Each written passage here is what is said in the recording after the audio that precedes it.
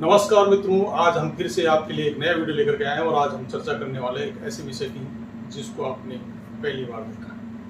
और आज का जो हमारा विषय है वो है लोकसभा अध्यक्ष। चर्चाएं चल रही हैं लोकसभा अध्यक्ष के विषय में। लोकसभा अध्यक्ष कौन होगा, यानी कि चुनाव हो गए हैं, मतदान हो गए हैं, चुनाव का रिजल्ट आ गया है। रिजल्ट आने के बाद में सरकार यानी तीसरी बार जो है नरेंद्र मोदी जो हमारे प्रधानमंत्री हैं उन्होंने शपथ ले ली है और गठबंधन की जो एनडीए सरकार है वो बन चुकी है। उसके मंत्रिमंडल भी बन गया है, मंत्री ने शपथ ले ली है और मंत्रिमंडल को जो विभाग देने थे पोर्टफोलियो वो भी मिल चुका है।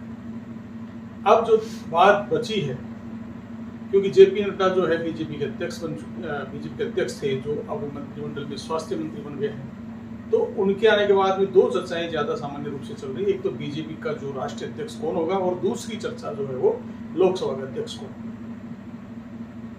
तो लोकसभा का अध्यक्ष जो है बहुत इंपॉर्टेंट पद होता है और एनडीए सरकार में क्या होता है कि जो एनडीए घटक दल जितने भी होते हैं वो सभी चाहते हैं कि ये जो पद है हमारे पार्टी को मिले, हमें मिले। तो इस तरह से नीतीश कुमार बिहार के मुख्यमंत्री हैं, चंद्रबाबू नायडू आंध्र प्रदेश के जो मुख्यमंत्री बने हैं। हाल ही में उन्होंने आज शपथ ग्रहण समारोह हुआ है और सभी नेतागण जो है वहाँ पहुंचे हैं। अब जो आंध्र प्रदेश के मुख्यमंत्री हैं चंद्रबाबू नायडू और बिहार के जो मुख्यमंत्री हैं नीतीश कुमार, दोनों की ही पार्टियों में सांसद अधिक हैं जो एनडीए के साथ, यानी कि लगभग 12 सांसद तो हैं नीतीश कुमार के और लगभग 16 सांसद हैं जो वो चंद्रबाबू नायडू के हैं। तो दोनों ही बड़ी महत्वपूर्ण पद हैं या महत्वपूर्ण हिस्सेदारी है इनकी सरकार के अंदर। तो महत्वपूर्ण हिस्सेदारी होने की वजह से ये चाहते हैं कि हमें अगर मंत्रिमंडल में एक अच्छा पद नहीं मिला है, मंत्रिमंडल को बहुत कम पद मिले हैं और विपक्ष जो इस बात को चर्चा में ले रखा है कि आपको कुछ नहीं दिया, क्या हुआ एनडीए के साथ जाने से, हमारे साथ आते हम आपको प्रधानमंत्री बनाते, ऐसी कई चर्चाएं जो है सोशल मीडिया पे चल रही है। अब जो समस्या है वो है कि लोकसभा अध्यक्ष किसे बनाया जाए। तो अभी चर्चा में है क्या ओम बिरला जो पहले पूर्व लोकसभा अध्यक्ष है वो बने रहेंगे या किसी और को लोकसभा अध्यक्ष का पद दिया जाएगा। तो दोस्तों हम चर्चा कर रहे हैं लोकसभा स्पीकर की, कब और किसको बनाया जाएगा, इसके ऊपर विशेष चर्चाएं चल रही हैं।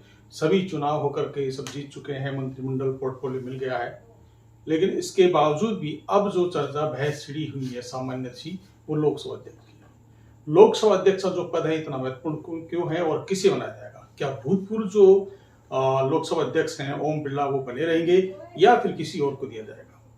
तो चर्चा है कि अभी जो सोशल मीडिया पे चल रहा है वो है दक्षिण की सुषमा स्वराज।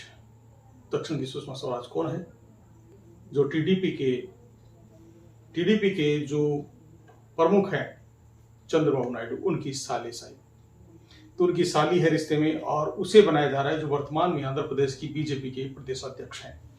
तो इस तोड़ को बीजेपी ने निकाल लिया है और अब शायद उन्हीं को लोकसभा अध्यक्ष बनाया जाएगा, क्योंकि इसका विरोध चंद्रबाबू नायडू भी नहीं कर सकेंगे और बीजेपी अपनी ही पार्टी का किसी व्यक्ति को लोकसभा अध्यक्ष बना देगी।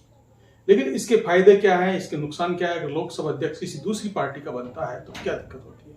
इन सभी के विषय में हम चर्चा करते हैं। तो आज सबसे पहले हम ये देखते हैं कि लोकसभा अध्यक्ष का पद जो है इतना महत्वपूर्ण क्यों है। लोकसभा अध्यक्ष जो है आर्टिकल 93 के अनुसार एक साधारण बहुमत से चुना जाता है।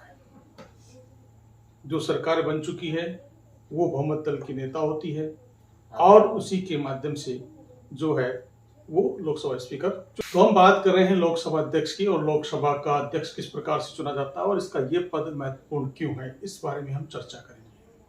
हमने पहले बात करी कि भाई कौन अध्यक्ष बन सकता है, संभावनाएं किसकी है। तो पूर्णेश्वरी देवी जो है, जो चंद्रबाबू नायडू की साली है रिश्ते में, उनको बनाया जा सकता है ताकि उसका विरोध ना हो। अन्यथा लोगों की डिमांड है या जो दल है, विपक्षी दल है, जो एनडीए की सरकार में जो घटक दल हैं उन्हें उकसा रहे हैं कि आपको कुछ नहीं मिला मंत्रिमंडल के अंदर, तो कम से कम आप लोकसभा का अध्यक्ष का पद तो ले लीजिए। तो इस बात से जो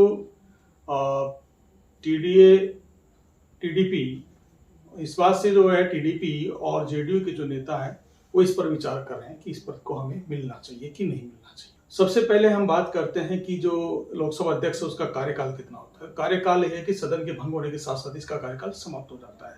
वैसे मूलतः सदन का कार्यकाल जो है 5 साल का होता है, लेकिन सदन इससे पहले भी भंग हो सकता है। तो इससे पहले भंग हो सकता है तो इससे पहले भी इसका कार्यकाल समाप्त हो सकता है। सदन के अंदर एक डिप्टी स्पीकर होता है और एक स्पीकर होता है। ये दोनों पद हो सकते हैं। कभी कभार जो है डिप्टी स्पीकर की नियुक्ति ही नहीं होती है। तो अगर स्पीकर है तो डिप्टी स्पीकर को इस्तीफा देगा, और अगर डिप्टी स्पीकर है अगर इस्तीफा देना चाहता है तो वो स्पीकर को इस्तीफा देगा। तो अब हम बात करते हैं कि ये इससे पहले भी, कार्यकाल से पहले भी क्या पद को छोड़ सकता है? बिल्कुल छोड़ सकता है। ये इस्तीफा दे करके छोड़ सकता है, या फिर इसके प्रति अविश्वास प्रस्ताव लाया जाए तो उससे पहले भी इसको छोड़ सकता है। इसके अलावा जो सदन भंग हो जाता है उसके साथ इसका कार्यकाल समाप्त हो जाता है। तो ये बात हुई कार्यकाल की। अगर बात करें हम लोकसभा अध्यक्ष की, तो लोकसभा अध्यक्ष की जो भी सदन में सदस्य हैं, जो सांसद है जितने भी, उनमें से किसी को भी लोकसभा अध्यक्ष बनाया जा सकता है। यानी सभी सांसद जो है लोकसभा अध्यक्ष बनने की योग्यता रखते हैं। अब बात करते हैं लोकसभा स्पीकर की शक्तियों की। तो शक्ति की बात करें तो सदन में जो भी कामकाज होते हैं वो इसकी अनुमति से ही होते हैं। कौन सा प्रश्न पूछने योग्य है, कौन सा प्रश्न पूछने योग्य नहीं है, कौन सा विधेयक जो है धन विधेयक है, ये तय करना स्पीकर का काम होता है। और कुछ चीजों में ये प्रधानमंत्री के परामर्श से ऐसे कार्य करते हैं।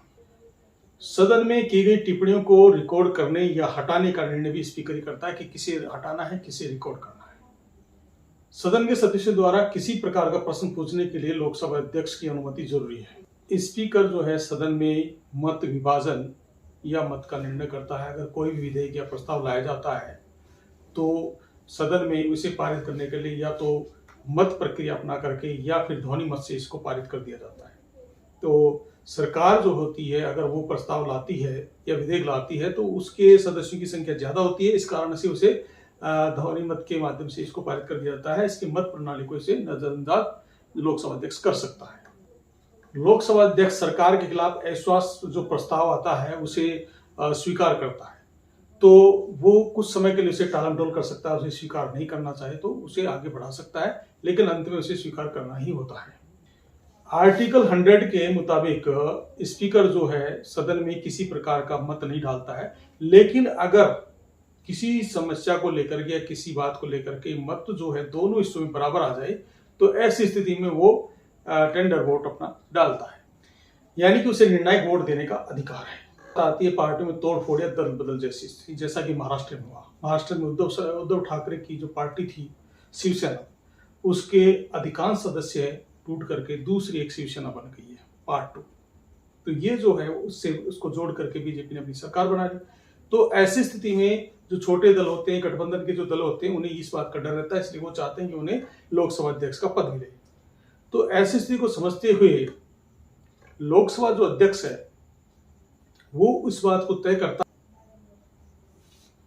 तय करता है कि अगर किसी पार्टी के 2/3 सदस्यों से ज्यादा सदस्य मूल पार्टी को छोड़ करके किसी पार्टी के साथ आ जाते हैं और पार्टी वही रखते हैं तो उसे दल बदल नहीं कहा जाएगा।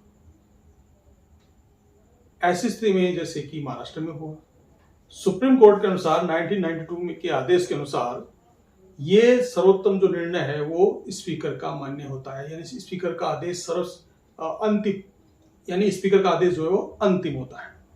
कहने का मतलब अगर किसी पार्टी के सदस्य का द्वारा दल बदला जाता है या वो अपनी पार्टी को छोड़ करके 2/3 सदस्य किसी दूसरी पार्टी के साथ आ जाते हैं, ऐसी स्थिति में जो निर्णय लेने का जो काम है वो करता है लोकसभा अध्यक्ष।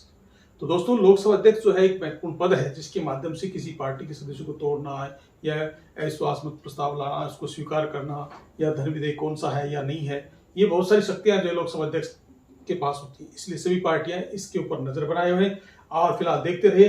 लेकिन फिलहाल 2 संभावनाएं जो चर्चा में है, वो पहला है कि जो पूर्व में जो लोकसभा अध्यक्ष थे ओम बिरला वो बने रह सकते हैं, या फिर जो दक्षिण की सुषमा स्वराज के नाम से फेमस है आंध्र प्रदेश की बीजेपी प्रदेश अध्यक्ष, उसको भी बनाया जा सकता है।